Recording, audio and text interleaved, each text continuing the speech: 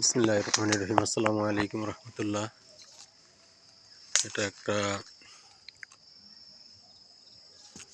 আম গাছ, জাতের নাম হচ্ছে ব্যানানা ম্যাঙ্গো। এই যে ফুল আসতেছে জানুয়ারি মাসের শেষ দিক দিয়ে ফুল আসে, তো শীতের শেষ দিক দিয়ে ফুল আসে।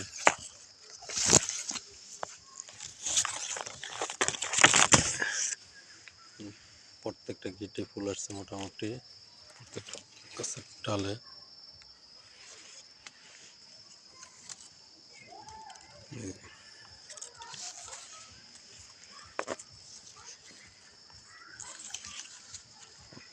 মোটামুটি সবগুলা গাছের ডালেই ফুল আসছে। এই যে তার আমটা খাইতে খুব সুস্বাদু। থাইল্যান্ডের নাম, থাইল্যান্ডের জাত, একটা থাইল্যান্ডের একটা ভ্যারাইটি। এই যে ফুল, এই যে ফুল, এই আম গাছগুলা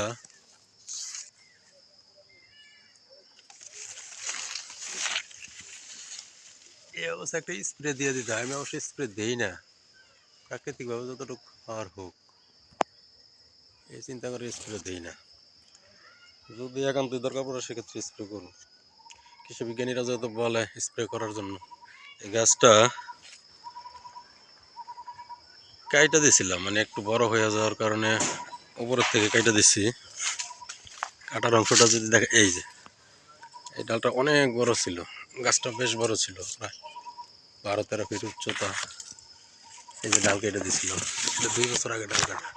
গাছটা খাটো এবং জোপালো রাখার জন্য, তাতে একটু নিচের থেকেই যত্ন করা যায় গাছটা। যদি স্প্রে দেওয়া দরকার পড়ে, এত উপরে স্প্রে দেওয়া কঠিন।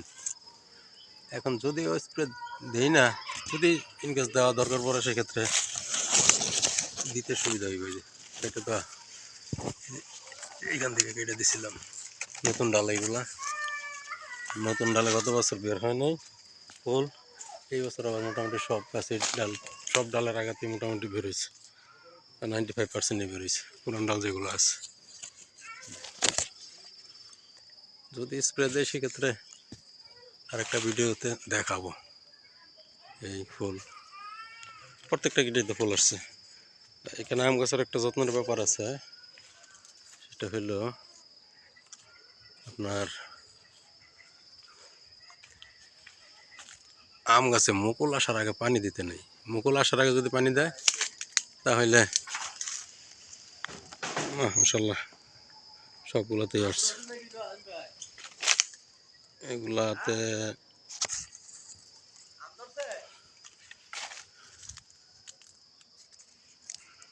এইগুলাতে প্রত্যেকটাতেই আসছে। তা এই গাছগুলায় যদি পানি দেন ফুল আসার আগে, সেই ক্ষেত্রে কিন্তু নতুন পাতা ছেড়ে দেবে। আর যদি পানি দেওয়ার নিয়ম অ্যাকচুয়ালি মুকুল যখন আসা শুরু হয় তখন তখন থেকে ভরপুর পানি দিয়ে দিলে কোনো সমস্যা নেই। তখন আমের মুকুলের স্বাস্থ্যটা ভালো হইব। পানিটা ভালো পাইলে গাছের মুকুলগুলা শক্তি পাইব ভালো। এখনো পোকার আক্রমণ দেখা যাইতেছে না, কোনো দেখা গেলে অবশ্য স্প্রে করতে হবে। তবে ছত্রাকনাশক সাথে অল্প একটু বিষ দিয়ে স্প্রে করে দিলে, 2টা স্প্রে করলে যথেষ্ট। এখন 1 বা 2টা স্প্রে। আবার আম যখন ছোট্ট ছোট্ট ওই ডাউলের মতো হয় বা মটর দানার মতো হয়, সেক্ষেত্রে আবার একটা স্প্রে দিতে হয়। দেখা যাক, আমি স্প্রে না দিই, সেই কিছু অর্গানিকভাবে হোক, দেখা যায় কতটুকু হোক। এই পানি দিতেছি গাছের গোড়ায়, যে তোমার গাছে মুকুল এসে গেছে, ভরপুর চারপাশে ভরপুর পানি দিয়ে দেবো, ভরপুর পানি দিয়ে দেব। গাছের গোড়া শুকনো রাখা যাবে না। সবাই নিয়মগুলো ফলো করলে ইনশাল্লাহ, মানে বিশেষ করে বিদেশি জাতের গাছগুলো, এই জাতের গাছগুলোতে ভালো ফলন পাবেন আশা করি।